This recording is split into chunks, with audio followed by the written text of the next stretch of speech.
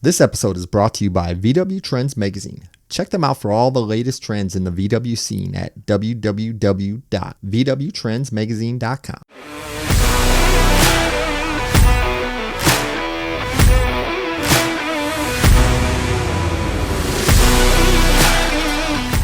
Good morning and welcome to the show. My name is Sean Smith. And my name is Prescott Phillips, and this is Brew City Bug Talk.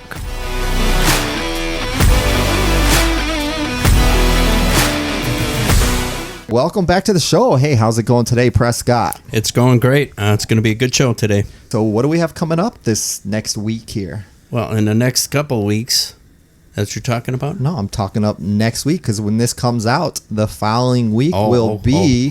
We're in the future. We're in the future. In the future. Yeah. Will be Sixth Summer. Summer. And I'm participating in that along with Chuck Fryer and a couple other people at Volkswagens. So for our new listeners who might have just joined the show now, what is Sixth Summer? Give me a quick 30-second run through. Sixth Summer is put on by Sick the Magazine. It's a drag and drive event where you drive your race car from track to track for a whole week, Monday through Friday. And you race, you drive, you race, and that's why they call it a drag and drive. So you drag race at you start out at one drag strip, you drag race that day, you set your time, your ET. Well, you depending on what class you're in, there's a dial-in class, and then there's just us, we're just the basic. Actually, in Sixth Summer, there's a Volkswagen only class, or not Volkswagen only, but a class Specific. Specifically for Volkswagens. It's also the gasser class. That class is what the class most of the Volkswagens are in. So I'll be in that. So your first day out, you'll set your ET for the whole week, right? Like, so you go to the drag strip and you run a lap. Well, it's an average of the 5. Correct, but the first day you're trying to shoot that. The first day you're just trying to survive. So what you do is you race the first track, which is the last track. Monday and Friday will be the same racetrack because you've got to get back to where your truck and trailer are. Okay. So Monday morning we'll have the first drivers meeting at 8:30, and after 8:30, nobody can go back to their truck and trailer. Once they park that in a designated area, then you're done messing with that. You better have everything you need in your race car ready to go for a whole week. So that's one of the cool things about this type of an event is if you break down on the side of the road, you can't you need to fix it with what you brought. Is that right? Right. I mean, you can go buy parts or buy tools or buy anything, but you can't go get your truck and trailer and tow the thing to a shop or anything like that. Yeah, so you got to fix it on the side of the road. And we've done it. I put a fuel pump in the middle of the freeway. So, I mean, it is what it is. And that's throughout the whole entire week at the because you're going to state to state to state. Yeah. Like you start let's see here, you start at Byron, Illinois, yep. June 9th. Then you have your first day, which is the first day of drag racing. It's at Byron again. And then from there, you go to Cordova, yep. Illinois. That's Tuesday. On Tuesday. And then from there, you go to Tri-State Iowa. Yep, Iowa. Field of Dreams. Field of Dreams. And then you come here to Great Lakes Dragaway in Wisconsin. And then you go back to Byron. And yep. This is all within those 5-6 days. Yep. So you're driving your car that you hope doesn't break down, and if it does, you're able to fix it on the side of the road. Yeah, usually everything breaks like the first day, and then you're fixing things as the week goes on, and then on Friday you'll let it all loose because your trailer's right there. If you break, you break. Usually you'll get a conservative pass in the morning, and then balls out for the next one. So now try to lower your average? Okay, so you're just trying to. So it's not a bracketed. You're not trying to hit your point. It's an average of all the days and all the runs. That's the way the spreadsheet works. Okay. It's after the first day, you'll have everybody's time up, and then from then on, it's the average of the 2 races, the 3 races, the 4 races, the 5. Okay, then you got a weekly average, and then that's set in stone. Okay, I thought you were trying to hit your mark. No, there is day. a class where it's the first day you hand in a slip, and that slip is your dial-in for the rest of the week. I think it's called Dial Your Own or something. And that's pretty neat because there's some serious bracket racers that have really done amazing things driving to each track. It's a different track on a different day and running the same number. It's ridiculous. That is crazy. To have your car dialed in that specific is Yep. Yeah, that's science right there. That's above my Milwaukee public school system pay grade. Yeah, it's amazing. So it's a good time. You can watch it on the internet live. It'll be on YouTube. Just search for Sick Summer 2024, and it'll come up. You can watch this all day on the internet. Very cool. And something we are planning to do, I'm planning on tailing along with you guys, and we're going to try and do a nightly recap that we will be posting to kind of tell you what happened throughout the day and how the Volkswagens are doing throughout the races. Yeah, exactly. We'll see how that goes. If we have, it'll just be a short synopsis. Yeah, it's not going to be some big, long, hour-long program. It'll be 5, just, 10 minutes. Yep, it'll just be a quick rundown of what's going on, and then we'll go from there. So look forward to that, and then, yeah. Exciting. So today we got our to tie into this Sick Summer racing event. We are remotely at Great Lakes Dragaway, and we have a very cool special guest in the studio here. Well, we're at his house, so it's his studio now. We're at the Great Lakes Dragaway studio. So go ahead and introduce who we have. We're going to talk to today. We're going to talk to the owner of Great Lakes Dragaway, Randy Henning. How's it going, Randy? Going great. Remember, Sunday, Great Lakes Dragaway, Union Grove, Wisconsin. Yes, every that's the best radio commercial ever invented. The iconic radio commercial. Yes, epic. Yes, that has been like drilled in my head. And when Al Roker says Sunday on his TV show, I always think he's doing an ad for Great Lakes Dragaway. Yeah, you're wanting to know when the wheelie standers and jet cars are going to run. So give us a quick breakdown. So who are you and how did you come to be, I guess, in this environment? Well, I'm Randy Henning, and in 1966, I started going to college at UW Milwaukee. I lived in an apartment on the east side. The address was 3311 North Cambridge, and directly next door to me was a mechanic that worked for Conkers Motors. His name was Dick Cruzy. And college students have no money. Guys that built Volkswagens in the 60s had beer. See, that's where Peter Kay had the same kind of story. He supplemented his income by fixing hippies' Volkswagens. Absolutely. So Dick having beer and me having mechanical ability soon found ourselves working together. And he and I probably built 2 Volkswagen engines a week for the summer of '69 and through the winter of '70 until we rented a building in the beginning of 1970. And where was that? That was on That was 923 East Garfield. Yeah, Garfield. Now, was it just at that point, you were just renting a building, like an auto mechanic, like fix-it shop type It was thing? an old gas station, wasn't it? No, it was a box factory. The guy made cardboard box. So we had the upper floor of that, which was really the ground floor on one side and the downstairs on the other side. Mm-hmm. What were you doing there? Were you fixing Volkswagen? We built engines and we fixed Volkswagens. Okay. So was like we failed to introduce this, but Randy is actually the founder of Mofoco. And was this the start of Mofoco at that point, or was this well before Mofoco? No, it was when we built the building. We painted Mofoco on a 45-foot tall chimney, so you could see it all over the east side. You could see it from Humboldt and north. The chimney said Mofoco, and that's how people found us. Okay, Just go to the corner of Humboldt and north and come to the chimney that says Mofoco. So when you were building engines in this upper floor of this box factory, there was no like Mofoco at the time. It was just you and this guy, and you guys had your own little shop. Well, the day that we opened, we were Mofoco. Okay. Because when we were still building engines in Dick's garage, we came up with the name. Right. And what is Mofoco? Motors for competition. Motors for competition. Yeah. Many people don't know that. Trivia question of the day. Other things that people think, but they're mistaken. Well, it's kind of a takeoff of Fomoco, Ford Motor Company. Right. It's kind of flip-flopped over. England has a record label called Mofoco. When did your brother get involved in all this? That came years later, right? Yeah, my brother Dave he's 8 years younger than me, so I'd say that probably 8 years later. Yeah, probably around 8 years later. Right. The middle to the end of the 70s, he got involved. Yeah. Okay. And let's back up real quick. Let's give you our ballpark questions that we give all our guests right away. Tell us about what got you into Volkswagens. Like why Volkswagen? Yeah, Beer? Because Dick had beer, and I went over there to drink a beer, and he's building a Volkswagen, and I used to build Ford engines, and I go, this looks pretty easy. he goes, yeah, let me show you this.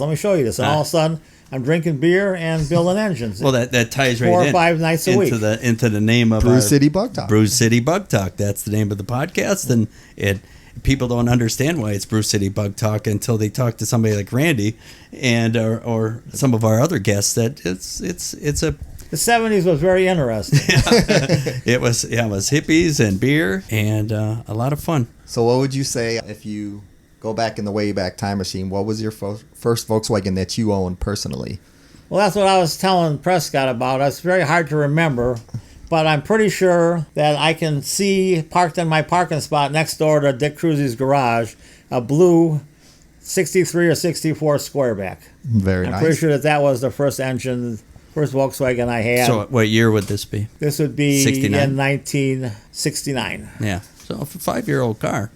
Yeah, the Price- body was great, but the motor's blown up. My motor always is blown up. And that's why I had it. Yeah. Because we would get cars every single day from people who blew up the motors, brought them over, and then didn't want to fix them. Yeah, and usually we ask everybody how many Volkswagens they think they've owned in their lifetime, but that's kind of a loaded question for somebody that's that owns such an iconic business in Volkswagen. Yeah, I was telling you that in the summer that I built the motors at Dick Cruzy's garage, I think I had 54 Volkswagens parked everywhere I could. Every parking, Just that every that spare one parking summer. spot. Just that one summer you had Yep. 54. Wow. It was the entire every parking spot on the east side And of my Milwaukee. dad had 7 cars by his house. My aunt had 3. And We might have to change it to Randy Henning numbers now because it was Yeah, it's- first it's- it's it always- was Josh. well, the older the person gets, Yeah. the more cars they have. we had Mr. Busco numbers, and then we had Peter Peter K K. numbers. Now I think you're gonna have Well, to it was take easy to get them. Oh, yeah. Really, and because our customers were college students who didn't have any money, Oh yeah. that was even easier to get. Well, 'Cause they just wanted to get rid of them. See, right now it's the industry is a collector car, and back when you started, this was daily transportation. Exactly. And they just wanted it to run. They didn't care how or what. This was their daily driver. I need it fixed cheaply, and that's the whole reason they got a Volkswagen to begin with. It was cheap to begin with, cheap to keep, and you just kept them rolling, and that's. See, I got into it way too late because now I'm paying see, premium prices for stuff that you guys were paying. Yeah, you're paying collector car prices Yes. for junk we bought for next Yes, to nothing. and that's my biggest gripe with the. But that's That's me. what's keeping Volkswagens alive is that people are collecting them now. Yep. Instead of driving them for winter beaters. Exactly. Well, the beaters are still out there. They just few and far between now. Yeah, the price has just gone way high. Back in the day, $200-$300 got you a running Volkswagen, and now that's not even going to get you a core. Well, in 1969, I guarantee you that I could buy a car to go from A to B with 2 hours of my work for $50. Yeah, God. yeah, for $50. The guy could sell you a car for $50 that he couldn't make go, Yep, and you could do stuff to get him to go. but So let's move forward. Let's talk about Mofoco. What is Mofoco? How did it come to be? Well, Mofoco is the business that Dick Cruzy and I started between the summer of 69 and the winter of 70. And we went and rented 923 East Garfield, and I worked there full time, and Dick worked for Conquerors Motors, and he worked there part time. So I opened at 7 in the morning. He came in at 5:30 at night, and we stayed open until 10 or 11. We did that 5 or 6 days a week for a couple of years. Then he got too burned out and just quit. Now, were you fixing cars or were you just building motors at We that were time? fixing cars and building Okay, motors. so it was like a full-on mechanic shop. Right, then we fixed everything. Gotcha. We fixed Fiats, Jaguar Mark IIs. yeah, back in those days, if you did imported cars, you did imported cars. You did MGBs, everything. MG midgets, Everything. Yeah, you Austin did Healey Sprites. anything that wasn't built in America. You were fixing it because you knew magically. And how we're to the only fix all ones that stuff. could do disc brake jobs back then. Yeah, because Because nobody knew what disc brakes were. Yeah, what's disc brakes? Yeah. So, yeah, and all that stuff is pretty new. All technology is new. So what year was this? Opened the shop when Dick and I opened the shop at 923 East Garfield. It was sometime in the winter months of 1970. 1970. Yeah, from 69 So, how long were you there? till 77. And that's when you went to First and Capital? Right. Now, did you build? I had a store at 1530 East North Avenue. It was an old Edelman's Polyprim laundry drop-off center. Yeah. It's the only auto parts store at the time that had automatic doors. And because it had been a laundry drop-off place, the entire time I was there, the door would open, a guy would walk in with a laundry basket full of laundry and look around and go, This ain't the laundry. "Where's the laundry?" It's been gone a year, 2 years, 5 years, 6 years, 7 years. Oh, okay, bye. So we were there in that shop, and then I bought a piece of railroad property at First and Capitol. I still had an old train station on it. It was one of those little freight stations like you see in the Wausau commercials. Right, with the wheeled carts. Yeah. And we tore that down, tore up the railroad tracks, and built Mofoco. Yeah, built a cinder block building. And what year Right. was this? This would be 1977 to 78. So 1977 to 78 is when the Mofoco on East Capitol Drive Was built. Yeah. And I built an addition on it in the winter of 1979, 1980. Yeah, because that's the iconic store that I remember when I was growing up. You would drive down Capitol Drive and be like, oh, there's Mofoco, and that was like a staple of the building. The building still stands. It's a Napa. Yeah, now, it's a Napa Auto Parts. And you now. still own the building, right? I used to own it. I sold it. Okay, because you were renting it to Napa, and then Right, I was renting it to Napa, but I got rid of it when I came here and lived here full time. nah. When did Mofoco transition from like I take it you still worked on cars, you were still like a mechanic shop.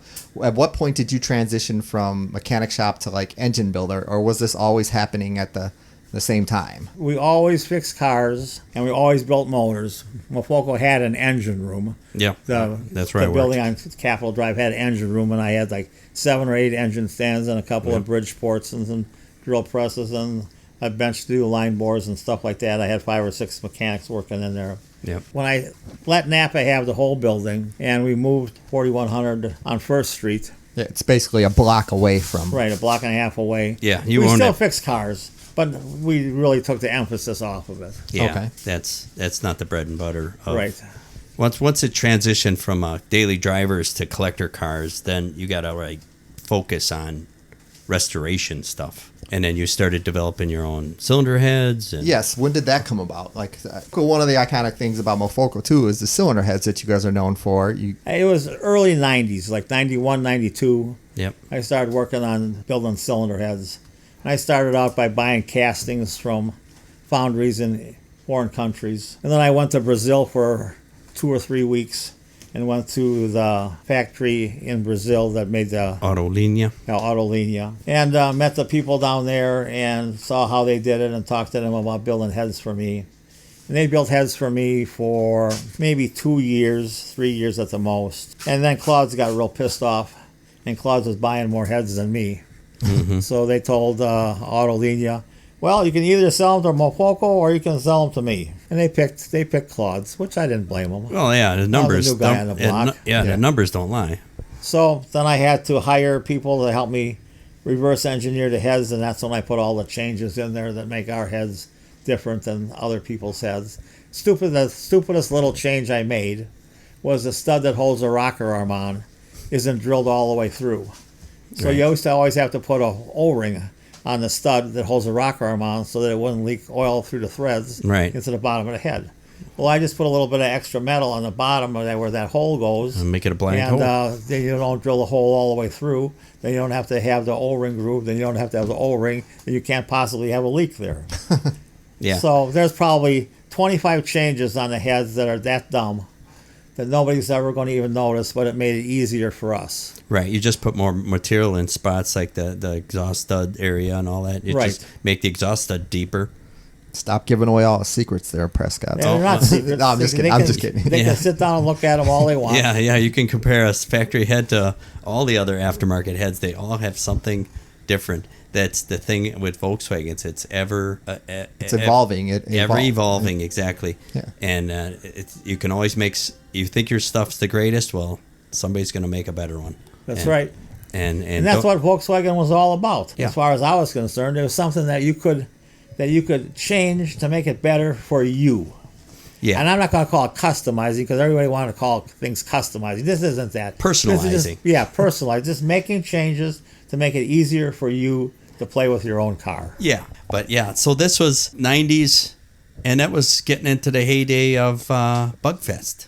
Right. I started Bugfest. I started trying to do Bugfest in '89, and I think I finally got it done in either '90 or '91. And it was big. That was the hate. You know, Hold on for 1 second. So just to back it up real quick, what came at what point did you transition from Mofoco to Great Lakes Dragaway? Was that before? That's much later. That's after I bought Great Bugfest Lakes started. Dragaway in 1995. Okay, was I've owned Great Lakes Bugfest going Dragaway for on 30 before years. that? Bugfest was here, and it's either 90 or 91. Okay, I'm just trying to. That's why I paused just to kind of keep the storyline. And that was the original owner of Great Lakes Dragaway, Broadway Bob. Randy working with Broadway to put on the show here. Okay, so Bugfest, what year did that start? The first one? Let's say 90. Yeah, 90 was 1990? the first real big one. And that's, pre-internet, that's the way everybody got their information and their parts and saw their stuff, is either magazines or going there in person. Some of the we were talking with VW Trends because they've done articles on Bugfest, and some of the pictures I've seen from Bugfest are just. Well, Randy, tell them how much promotion was involved with those. I remember billboards and radio ads, and Oh yeah, we did a lot. it was just There ridiculous. was magazine articles, there was magazine ads, and probably in the middle 80s, we started going to Volkswagen shows. Okay. Yeah, now you had your semi-hauler and Right. all that stuff. We took a semi. The first show we ever went to on a regular basis was in Michigan Yeah. at Lansing, and Yeah. it was in like Bug- February or March. Oh, yeah, the Buggy Builder show. Right, the Buggy Yeah, Builder show. we just We went just there. did there, We yeah. just did Yeah, that. that's our first show we ever did. You know, I'm still going there 30 years later. In the heyday of going to Lansing, I took 2 tractor trailers, Yep. parked them both inside the place. In the matter of from 7 o'clock in the morning until 4:30 in the afternoon, I did $50,000 in business. Oh my goodness. Yeah, it was ridiculous. I went with you a couple of times. Yeah. We slept, I don't know, 5, 6, 7, 8, 10 people in a hotel room. Yeah, And absolutely. then somebody slept in the sleeper of the semi. So nothing would happen to it. Yeah, right. That was a killer days, man. That show is still going on, but it's So there can't be any parts left. I'll not see. All right, so that show was actually a lot bigger than the one we went to just recently in Illinois. well, that's a difference in 30 years against 5 years. Yeah. you know? I was expecting more out of the show from Illinois, and I was sorely disappointed compared to the Buggy Builder show in Michigan. Well, the Buggy Builders back in the heyday, I think they had 15,000 people go through that place in 5 hours. That could be. It was just Wow. a sea of people would just roll through In the there. first hour of that show, you couldn't take the money from people fast enough. Right. Yeah. There. It was. And of course, it was all cash, Yep. which was nice. Yep. Yeah, So fast forward to Bugfest now. So how did Bugfest come? Like, whose idea was it to like, hey, Well, I let's wanted put my on a own show? show. I saw these other people doing shows. Yeah. I figured, why can't we do one too? Okay. Right. Right. And I thought it'd be easier, but it isn't. No. Yeah. Because the shows that happened before that were Manassas, Right. Virginia. They had a Bug Out series, which bled into the Milan, Michigan, the Michigan Bug Out. You see, that's a big undertaking, taking on a show, especially with drag racing, show cars, contests, vendors, people. Yeah. So was Bugfest always here at Great Lakes Dragaway? Yep. Always here. So you basically contacted the owner of Great Lakes Dragaway at the time, and you're like, hey, I want to put on a Volkswagen show, and basically it grew from there. Correct. Okay. And the very first year we did it, he wouldn't let me have the whole place Right. because he Right. didn't think anybody would be here. Yeah. Wasn't there something else going on in the other Yeah, part? they had a Corvette day. Corvette Day, right? And So- they used to take money right at this pit gate over here, the blue pit gate. Yeah. They didn't have the toll booths all the way in front. Okay. So everybody parked in the parking lot for free and then walked over to that blue building and they paid money. And if they're walked racing, I paid on one side. If they're walking in, they paid on the other side.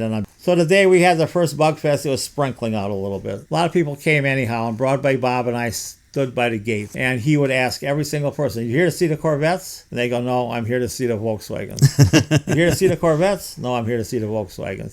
So he stood there for about a half an hour, asking every single person, and probably 2 or 3 people said that they were here to see the Corvettes. He says, "Well, Randy, I'm going to go have a beer. I'll talk to you later. At the end of that event, when we settled up, because we were on a partnership deal, shared the revenue, he goes, well, I guess I made a mistake. You should have had the whole place. Everybody was here to see the Volkswagens. So you're going to do this again next year? And I go, yes, I am. Yep. He goes, okay, well, pick the day, and it'll be only you. Yep. And that's how I got the exclusive use of using it. Then, as I went through doing this for several years, I tried to buy Great Lakes Dragaway in 1980-something. Right. Because I've been interested in drag racing since I was 12. Well, the people don't know your history with alcohol funny cars. Yeah, they probably don't know that either. We'll get into that when we get into the Great Lakes. So talking to Bob about having Bugfest here is what got me talking to Bob about owning Great Lakes Dragaway. Okay. And then there was a couple of years of negotiation where everybody wanted to buy Great Lakes Dragaway. Oh, yeah. Everybody and his brother. But I was the one that bought it. Mm-hmm. It's an iconic racetrack. It's been in existence, since 57, right? 55. 55. So it's one of the longest running, continuously running drag strips in the nation, in the world, probably. A lot of people like the history. The history's worth money. Mm-hmm. And can't buy history. You can't buy history. So Great Lakes Dragaway is iconic. Yeah, I mean, and it's right between I Milwaukee. hate to keep using the word iconic, but I mean this is basically what it's all about here. But it's right between Chicago and Milwaukee. It's got a huge, population base. It's in a good place. I don't think it's gonna go anywhere anytime soon. So back to the Bugfest. What years would you say were the most popular Bugfest? Or was it always just a car show, or did it grow into a car show and drag racing? And when did all of that kind of come together? It all came together at once. Okay. So we had the car show. We had new vendors, used vendors. Was this the first year that it opened up? Yes. Okay. It wasn't as big, but it was all at the same time. Okay, and you always had the drag racing of the Volkswagens going on at the same time? Because all the shows back then they're all in one. Okay. They were all, it was everything: car show, drag racing, swap meet, new vendors, engine blow, bikini contest, you name it, push drags. We need to bring that back. We need to bring that kind of stuff back. That does not happen anymore. No, and I'll blame the internet. The internet killed a lot of things, drive-in theaters and things of that nature. It go by the wayside as soon as technology takes it over. I'll give you some points there, but it's still not the same. Getting out there and actually doing something, there needs to be the opportunity for there. If the events aren't going on, people aren't going to go to them. The internet's great because you can use those to promote it, but look at Six Summer, for example. Yeah. You said they sell out like that. Yeah, and Six Summer has, all the drag and drive events have revitalized drag racing. So there's events that go on. I think it's just the need for them is there, and I think there needs to be something in the Volkswagen world, a spark, something new that everybody can wrap their head around and go, oh yeah, let's promote this, let's support this, and there just hasn't been anything. Not in the Midwest, I'll say. There's been there's pockets here and there, but in the Midwest area, Florida and California is different because that's where it always happens. Mm-hmm. The weather's nice, the vehicles are more plentiful, and it just happens more. In the upper Midwest, especially, man, the summer is a blink of an eye. Yep. And you got to get your stuff together and all it takes is one storm like we had last night. Ruin everything. It just ruin all your plans. Like that one year you spent thousands of dollars on radio ads and all of that, and then it rained. Yeah, it rained so bad that the entrance was flooded. Yep. Couldn't even get into property. Couldn't get in or out of the property. So did you have to cancel the event, or did you? Yeah, we had to cancel the event. Yeah. We had 50 cars in here, and we had hundreds of cars out on KR that wanted to come in, and they couldn't get in. Yeah, I remember my battery charger being underwater. So what do you remember what year you would say was the biggest Bugfest that you had? Somewhere in the mid-90s. Yeah, probably. it was probably 94 or 95 or 96. Yeah. And about how large would you say that was? I'd say that we had between 4,500 and 5,500 people there on our biggest event. Yeah. Oh, wow. Yeah, people came nationwide. People drove all the way across the country just to come to that event. Yeah, it was amazing. But that's the way a lot of things were. The mini truck thing was like that. The a lot of car events were big events where a lot of things went on. You know, Street Machine Nationals and all that kind of stuff. It was a big deal. You know, you if you didn't go to it, you heard about it from all your friends that did go. Like, you missed it. You should have been there. Now, when you were doing these events, did you ever have cars that you sponsored or that you built personally and raced in these events? Volkswagen specific. I know you touched on. Well, do you know what the Richard Hutchins Volkswagen wheel stander looks like? I do not. Hold on. Is that the red truck? The single cab. Single cab pickup truck with the Hemi in the bed. Yes. That's actually a big block Chevy. Yep. Mm-hmm. Well, Richard and I spent about 4 or 5 years, and we built an identical one that I own. Okay. And we'll run that this weekend at the track. Right. Chuck's going to drive that. Chuck's going to drive it. Last night he put down with like 3,000 or 4,000 foot passes. Oh. So what is this truck? For our listeners that don't know, what it's a 1970. Yeah, it's a 70 single cab. 1970 single cab. And it's on a custom frame. Okay. And it's got NHRA legal frame. Yeah, and it's got a big block Chevy with a blower and a bird catcher. How much horse would you say this thing is pushing? Probably the engine's got 1,200 horse. Yeah, 1,200. And it has gone 999 at 134 miles an hour on the rear tires. Oh, wow. And that's pretty close to Richard's record. That's exactly right on Richard's. The car's identical. The car's identical. Well, Richard's is a little older. Yeah, his is older, but I used his car for all the critical dimensions. I made the thing 2 inches longer. Yeah. Because Richard said he always thought 2 inches longer would make it stay on the back wheels easier. And since Chuck had to learn how to drive it, we made it to 2 inches longer. So now we'll move forward onto Great Lakes Dragaway. You talked about it already, but what year did you end up purchasing Great Lakes Dragaway?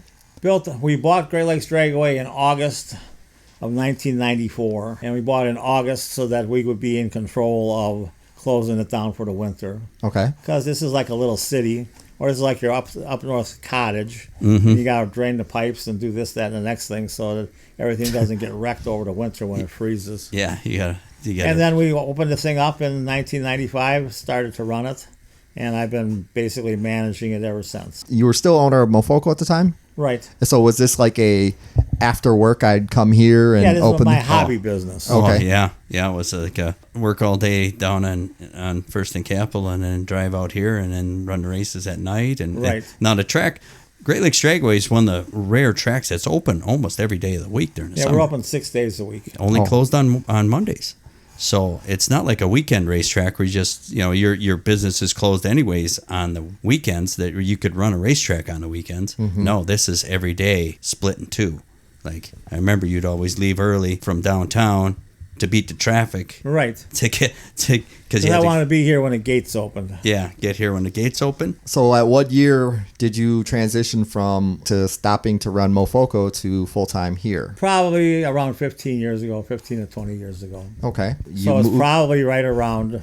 Well, when did you buy the house in Paris? I can't remember. I can't either. No worries. I can't remember. I'm just trying to lay out the timeline. Paris is the city that Great Lakes Dragaway actually, everybody thinks it's Union Grove, but it's on the wrong side of the road. Across the street is Union Grove. Correct. So now, being owner of Great Lakes Dragaway, what's your favorite part of the dragway? I mean, obviously you can do anything you want here, but where do you like to go and just hang out and enjoy? Well, I like the bar a lot. You should see that place. So are you the bartender? Are you the official, unofficial bartender? I was the official bartender for some time. It's called Torque Alley Tap. So this year we cut open a wall and put big glass doors in, like you see at the 7-Eleven, where you open it up and you take a beer out and the next one slides down. Yeah. So we put that through the wall and we put copper top on the bar and did a lot of remodeling in there. On busy days, the place is really hopping over there. Right. Now, do you have screens in there so you can kind of watch the drag races? We have television screens. Yeah, there's a closed camera, so you can sit at the bar and watch the cars go down the racetrack. That's always been that way. Yeah. It's pretty amazing. A camera at the starting line, a camera at the finish line. Right. Now, do you get up into the tower much? No, I leave that pretty much go to them. That's one thing that I never really learned was the computer. See, that's where I hang out. Yeah. Boys. Mostly my job is to be the maitre d'. I ride around in a golf cart. Right. I talk to all the racers, make sure that they're having a good time. Sure. Because the racetrack has to have racers. And then I talk to customers, talk to spectators, Shake answer hands, questions, kiss Yeah. babies, take pictures. Take pictures, make sure everybody's having a good time. Yeah, having a good time. But running the thing is like you're like a city manager because you've got You got food and bathrooms and landscaping, grass cutting, garbage man day. Yeah, garbage man. So you're like the 9 yards. mayor around here. You go around and you make sure Randy's everything the mayor gets of done. Great Lakes Dragaway. And then we got maintenance. Maintenance is a huge job. Oh yeah, We just got done doing 100% of our bleachers. yeah. We took basically every board out of the bleachers over the last 6 months, replaced all of the bad ones, Yeah. and put nuts and bolts in every single board. Some of them didn't have nuts and bolts in them. And the insurance guy was here last night at Racing Roundup, and he walked the bleachers and walked the whole place and gave us a thumbs up. We're doing a great job on maintenance. Great Lakes Dragaway this summer. Do you have any big events coming up? I know we talked about Six Summer, which we'll get into. Do you have any other big events that you're kind of excited We're open for? 200 days a year scheduled. Mm-hmm. We try to have one spectator event every week. Sometimes we have more than one in a week. Obviously, Saturday is the first biggest event this year, which is Memorial Day weekend. Then the 13th of June is Sick Day, and we got Out-of-Sight Drags on the 28th, 29th of June. We got the 4th of July. We got Labor Day weekend. We got Mopar weekend. We've got 6 of these Wisconsin street outlaw races Yeah. that are combined with our Night to Streetcar Brawl. And we've got cars that run low floors in the 8th. Oh my! And that's why I brought Total Venue Concepts out here to help us prep the track so that we can see how good we can get it, and to see if there's other things that we need to learn. And there was. We learned a few more things, and we put them to practice. An 8th mile race is it's all down low. They want glue and they want prep, and that's how that all works. They got a lot of tire and they want to put it all to the ground. You need some serious The basis of this charging. track is a grassroots track, and the basis of this track is for people to come and drive their own car down the track, or to watch somebody else that they know drive their own car down the track. Exactly. That's why it's open so much. So we're basically open 33 to 37 weekends. So I would say on average we have 40 to 45 spectator events, and then we have 150 days where you can come and race your own car. And there are people that call me every day that are just figuring out what drag racing is, and they never heard about it before, and they didn't know you could do this, and they want to do it. And I get calls from parents that have kids that are in their 6 to 16 age group that are bugging their parents to bring them down here because they want to see the drift cars. Yeah, yeah. And we don't really advertise the drift cars at all, other than stuff goes up on the internet every week of them doing Do stuff. you have a YouTube drift channel. event going on weekly, or is it We have drifting every Tuesday, okay? most Fridays, and Yep. some Saturdays and Sundays. We have a national event the first week of August. I'll have my own first time event. That'll be a regional event second week of September. And then we have the RC track. We have a purpose-built 10th scale RC track. Yeah. The surface is 132 feet. The track is 500 feet long. Brand new asphalt. It's like 3 years old. When those events are going on, you still have the drag racing Oh, going yeah. on, Yes, so you can come absolutely. in. You can come in. You can watch RC cars, and then you can go and watch the real cars. We run have the had bridge. days where we have Oh, had everything. All at car once. shows, sound off, drag racing, drifting, and RC cars all on the same day. Oh wow! And That is you cool. paid one price to get in to see all of that. That is cool. You It's know, like so- a 3-ring circus with Yeah. more than 3 rings. Right. And if people go, well, it's $25 to get in. Well, When you get 4 different events at once, yeah. if you're it's bored worth of it. one thing, you just walk over to the next thing. Right, and we're open. For your $25 on a weekend, or 30 or whatever it is, you get 10 to 12 hours of action. Most people can't stay here No. as long as we're running. Well, Sean knows my 3-hour limit. 3 hours. I'll give the length of a football game. At the end of that 3 hours, if I'm bored, I'm going. Go yeah, on.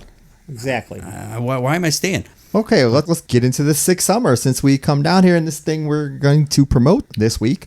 Yep. How did you get involved with the Six Summer series? Yeah. Who got a hold of you? Well, first of all, we had NHRA. I don't even know what it was called. Hot Rod Drag Week. Yeah, Hot Rod Drag Week. That's what it was called. Okay. And the woman that ran Hot Rod Drag Week at that time is now the same woman that's running the Sick Week races. So on Hot Rod Drag Week, when we were done with that and had it for a while. Now, last time that was, 21, I think was the last year here? I can't remember. 3 years ago? Sure, that sounds right. That sounds right. So they contacted us because every year that we've had one of these drag things, our track always was a number one attendance track. It's always number one. Of the other tracks that were involved in it. Right. And on that day, we'll open up, like I told you before we started recording. We'll open up. The gates are supposed to open at 7. Sometimes we have to open up a little earlier because we got to keep cars off of KR. And we'll get 4,500 to 5,500 people and 300 to 400 race cars in here, down the track. At noon, the stands will be totally packed. No place to move. By 4:30 in the afternoon, you can fire a cannon off and not hit anybody. So that's how much activity is going on. Yeah, it's just amazing. Like this year, it'll be Thursday, right? Right. So Yep. you got June 13th. You have to talk your employees into getting up early on a Thursday and find their way here. Blows me away because you think about what day of the week it is and what time of the day it is. Right. And you see all these people. It's like, what the hell? They're all taken off of work to come here. Yeah.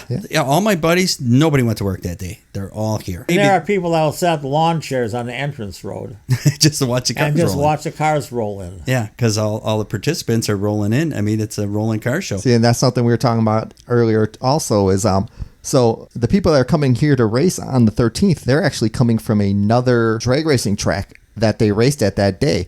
So they'll get here the night before. Mostly they all get here the morning. The morning of? Yeah, the morning of. You usually race, go through all the checkpoints, find your hotel. Okay. Get up the next day. Hopefully your hotel is close enough to the racetrack. Some of them will be here the night before. There'll be some here the night before. And and you said you're open till 10 p.m. the night before? Right. So if people wanted to come out and check out some of the cars that'll be participating the next day, if they are here. Right, and we'll have some spectators that stay overnight so they can be here first thing in the morning. Right. So it's basically, it almost turns into a 2-day event then, and people can come down and see the cars and hang out, and that's pretty cool. Yeah, it's just amazing for a weekday, the amount of people here. It's just, it just blows me away. Because we go to other tracks, like you said. We'll go to the track in, say, Iowa, right?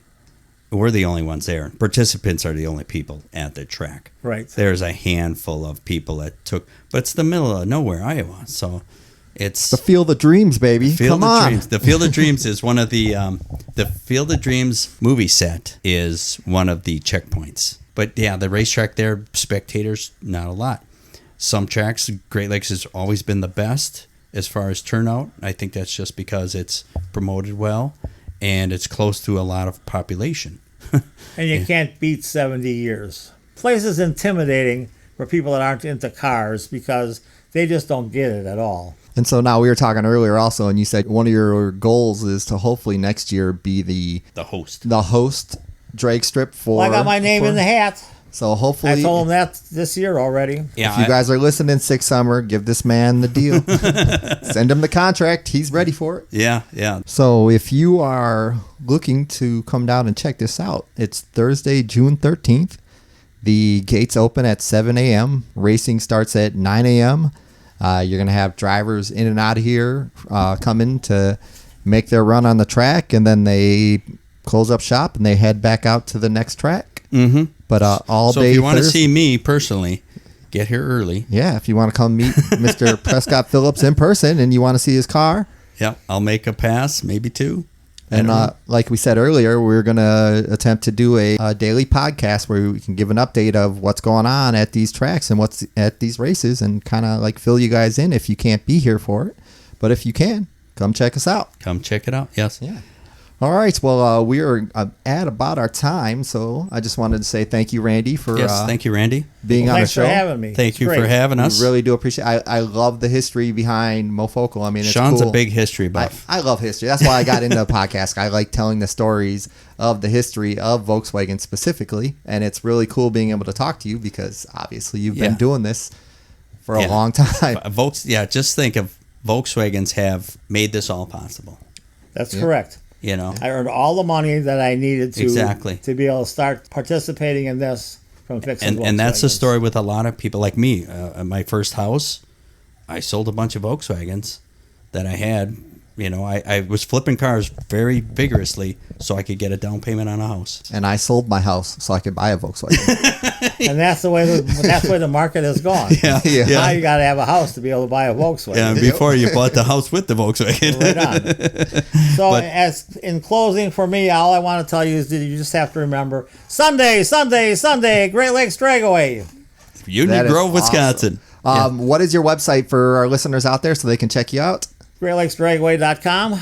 Yeah, so check them out. We got a Facebook page. Facebook, great. That's Yeah, Great Lakes Dragaway. Yeah, there's on the Facebook page, there's a schedule you can click on. You can see every race, every event that goes on every day, what goes on here every day. You can test and tune your car here every day of the week except Monday. General admission for spectators. What is the price to get in for a spectator? During the week, it's $22. On the weekends, it's $25. The big events are $45. Okay, and then if you wanted to race your car, if you wanted to $60. $60, is that every day of the week? It's every day of the week except for the special if events? there's a special There's an events. event. Right? Okay, very cool. All right, and if you have any questions or comments about the show, feel free to check us out or leave us an email at bcbugtalk@gmail.com, or you can check us out on Facebook at Brew City Bug Talk. Yep. We have our YouTube channel that has a lot of these shows with pictures and stuff. We'll try and talk to Randy, get some pictures here, and post those for you guys to take a We look got at. our Instagram. Oh yes, the Instagram. I'm in charge of I always forget to talk about the Instagram. Yes, we got our Instagram. I try to put up weekly photos of stuff that's going on or events that we're going to, and just to keep you guys in the loop. Yeah, and if you have any questions or comments, you can, like you said, email us at bcbugtalk@gmail.com, or you can message us on Facebook. Yep. Or get a hold of us. Yeah. All right. Well, thank you very much for listening, and have a good day. Okay, peace out. Peace out. Don't forget to subscribe to VW Trends Magazine for all the latest and greatest in VWs around the world. Visit VWTrendsMagazine.com to subscribe.